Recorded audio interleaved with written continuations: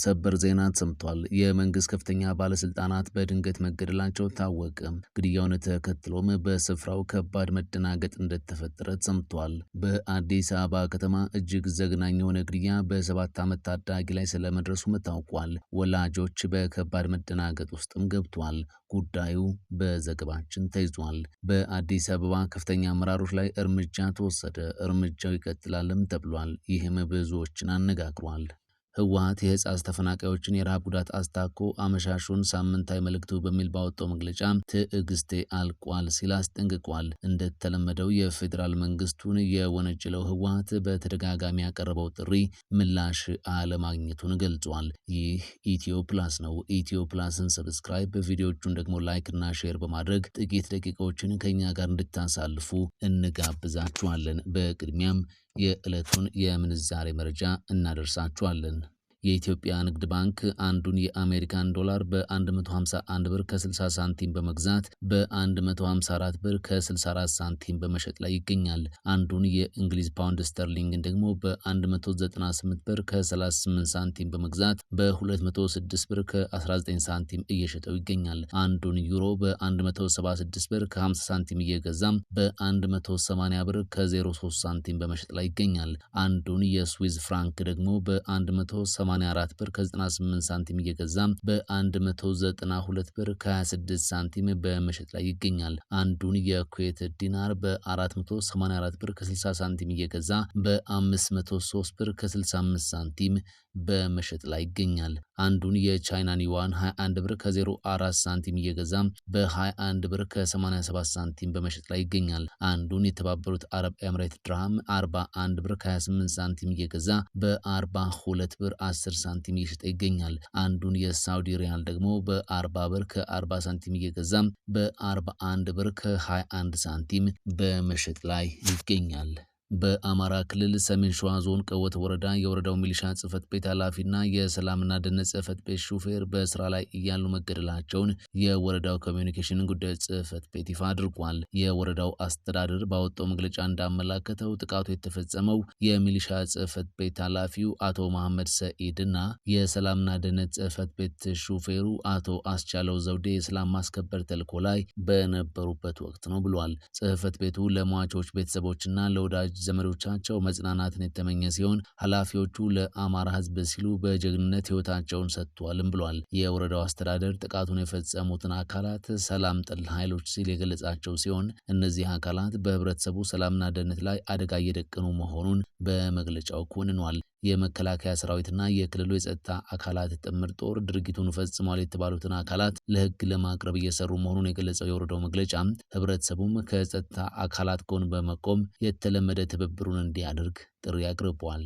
ህፃን ሀበን ካሱ ተገድሎ ተገኘ። የ7 ዓመቱ ህፃን ሀበን ካሱ ከአዲስ አበባ ሰሚት 30 ሜትር አካባቢ እሁድ ታህሳስ 5 2018 ዓ.ም ከቤት እንደወጣ አለመመለሱን ተከትሎ ቤተሰቦቹ በተለያዩ ማህበራዊ ሚዲያዎች የአፋልጉኝ ተማጽኗቸውን ሲያቀርቡ እንደነበር ይታወቃል። ከቤት እንደወጣ ሳይመለስ የቀረው ህፃን ሀበን ካሱ ተገድሎ መገኘቱን ለቤተሰቦቹ ቅርብ የሆኑ ምንጮች አረጋግጠዋል። ፖሊስ የህፃኑን መገደል ሰኞ ጠዋት ለቤተሰቦቹ ያረዳ ሲሆን ቤተሰቦቹም ለአስክሬን ምርመራ በሆስፒታል ይገኝ የነበረውን አስክሬን በመረከብ ስርዓተ ቀብሩን ፈጽመዋል። ስርዓተ ቀብሩ ትላንት 8 ሰዓት ከ30 ሰሚት በሚገኘው ቅዱስ ጊዮርጊስ ቤተክርስቲያን ተፈጽሟል። ህፃን ሀበንን የገደለው ተጠርጣሪ በፖሊስ ቁጥጥር ስር መዋሉ የተሰማ ሲሆን ህፃኑን በመግደል የቀበረበትን ስፍራ በመምራት አሳይቷል። የህፃን ሀበን አስክሬን ተገድሎ የተገኘው በየካ ጫካ ውስጥ መሆኑ ታውቋል። ተጠርጣሪው ህፃኑን ቀደም ብሎ ገድሎት ለቤተሰቦቹ በመደወል በገንዘብ ሲደራደር ነበርም ተብሏል። ፖሊስ ወንጀሉን የፈጸመውን ግለሰብ በመያዝ በጉዳዩ ላይ ተጨማሪ ምርመራ እያደረገ እንደሚገኝ ተመላክቷል። በአዲስ አበባ ከተማ ከፍተኛ አመራሮች ላይ እርምጃ ተወሰደ። እርምጃው እንደሚቀጥልም ተነግሯል። የአዲስ አበባ ገቢዎች ቢሮ 179 አመራሮችና ባለሙያዎች ላይ እርምጃ መውሰዱን ይፋ አድርጓል።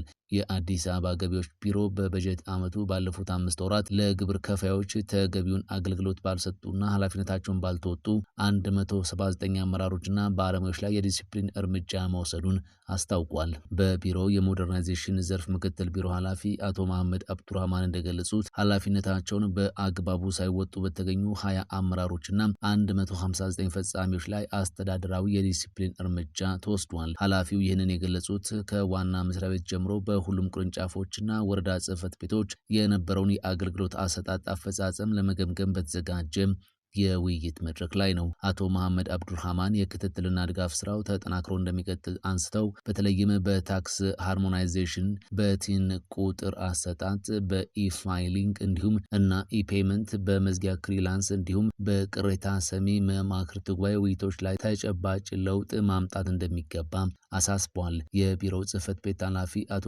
አዳና ሱሌ በበኩላቸው የሚሰጡ አገልግሎቶችን የጥራት ደረጃ በማሳደግ ገቢን በፍትሃዊነት መሰብሰብ እንደሚገባ አንስቷል። የከተማዋን የልማት ትኩረት ነጥቦች ግንዛቤ ውስጥ በማስገባት ከተገልጋዩ ካለምንም እንግልት አገልግሎት የሚያገኝበትን ምቹ ሁኔታ መፍጠር በየደረጃው ያለ አመራር ዋነኛ ኃላፊነት መሆኑንም አስገንዝበዋል።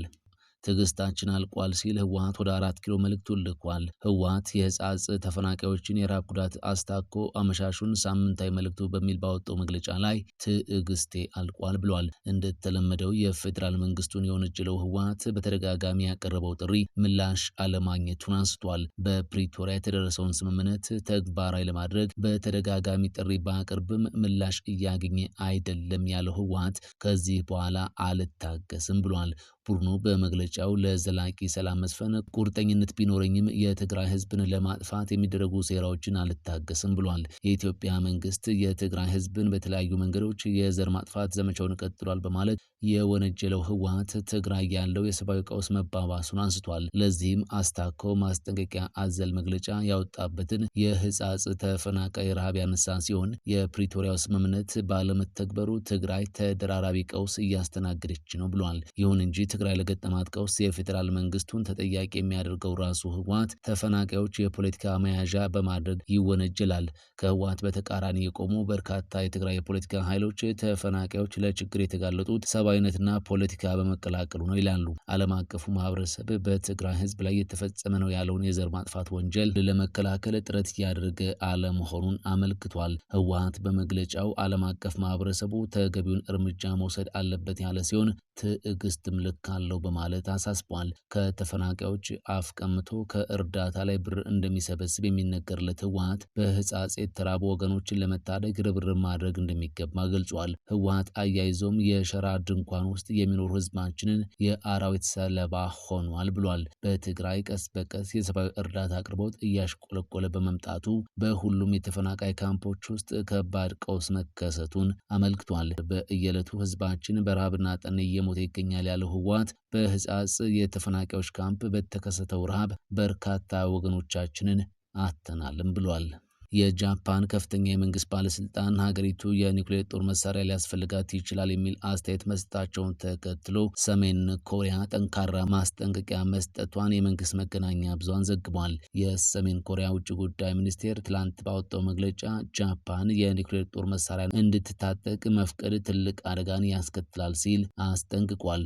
ኮሪያ ይህንን ማስጠንቀቂያ የሰጠችው የጃፓን ጠቅላይ ሚኒስትር ሳናይ ታካኢቺ ከፍተኛ አማካሪ የሆኑ ግለሰብ ባለፈው ሳምንት ለጋዜጠኞች በሰጡት አስተያየት ጃፓን ከአሜሪካ የምታገኘው የኒውክሌር ጃንጥላ ጥበቃ በቂ ላይሆን ስለሚችል ከሁለተኛው የዓለም ጦርነት በኋላ የተከተለችውን ከኒውክሌር ነፃ የመሆን ፖሊሲ ልትከልሰው ይገባል ማለታቸውን ተከትሎ ነው። የሰሜን ኮሪያው ማዕከላዊ ዜና አገልግሎት ባሰራጨው መግለጫ የጃፓን ገዢ መደብ የኒውክሌር መሳሪያ መታጠቅ ፍላጎቱን በግልጽ እያሳየ ነው ብሏል። ይህ ለጦር ወንጀለኝነት የተሰመረውን ቀይ መስመር ማለፍ ሲልም ኮንኗል። አክሎም ጃፓን በውጪ ከኒውክሌር ነፃ የመሆን ዓለምን እሰብካለሁ እያለች በጓሮ የኒውክሌር ባለቤት ለመሆን መስራቷ ድርብ ባህሪ የተላበሰ ነው ሲል ወቀሳ አቅርቧል። ጉዳዩን በተመለከተ ሩሲያና ቻይናም ስጋታቸውን አንስተዋል። የሩሲያ ምክትል ውጭ ጉዳይ ሚኒስትር አንድሬ ሩደንኮ ጃፓን ይህንን እርምጃ የምትወስድ ከሆነ በሰሜን ምስራቅ እስያ ያለውን የደህንነት ሁኔታ እንደሚያባብሰውና ስጋት የሚሰማቸው ሀገራት የአጸፋ እርምጃ እንዲወስዱ እንደሚገፋፋም አስጠንቅቋል። የቻይና ውጭ ጉዳይ ሚኒስቴር ቃል አቀባይ በበኩላቸው ንግግሩ እውነት ከሆነ እጅግ አደገኛና ዓለም አቀፍ ሕግን የጣሰ ሴራ ነው ብሏል። የባለስልጣኑ ንግግር በሀገር ውስጥም ከገዢው ፓርቲ ከተቃዋሚዎችና ከኒውክሌር ቦምብ ጥቃት የተረፉ ሰዎች ማህበር ከፍተኛ ትችትን አስተናግዷል። የባለስልጣኑ ንግግር በማስተባበል ጃፓን ከኒውክሌር ነጻ የመሆን አቅሟን እንደማትቀይር የጃፓን መንግስት አረጋግጧል። ጃፓን እንደ አውሮፓውያን አቆጣጠር በ1945 ሂሮሺማና ናጋሲኪ በተባሉ ከተሞቿ ላይ በአሜሪካ የኒውክሌር ቦምብ ተጥሎባት ከ210 ሺህ በላይ ዜጎቿን ያጣ ብቸኛዋ የዓለም ሀገር ናት። ከዚያን ጊዜ ጀምሮ የኒውክሌር መሳሪያ ላለመታጠቅ ቃል ገብታም ትገኛለች። ይህ ኢትዮ ፕላስ ነው። ኢትዮ ፕላስን ሰብስክራይብ፣ ቪዲዮዎቹን ደግሞ ላይክ እና ሼር በማድረግ ስለምትደግፉና ስለምታበረታቱን ከልብ እናመሰግናችኋለን።